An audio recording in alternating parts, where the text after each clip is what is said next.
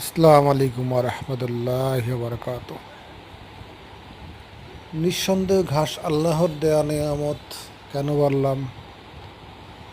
কোনো একটা সবজি গাছ, কোনো একটা ফল ফলালি গাছ চাষাবাদ করতে বহু পরিশ্রম করতে হয়, শাকসবজি হয় না।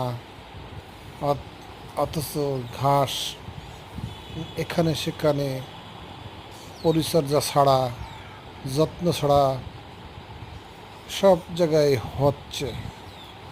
এটা আল্লাহ ওই জীবজন্তুর জন্য তৈরি করছেন। ঘাস গরু ছাগল খাবে। এই ঘাসের একটা প্রাণ আছে। এই প্রাণ নিঃসন্দেহে আল্লাহর দেয়া নেয়ামত। চলে আসছে দুনিয়াতে সব কিছু আল্লাহর দেয়া নেয়ামত। এটা সকলেই মনে করতে হবে। আমিন।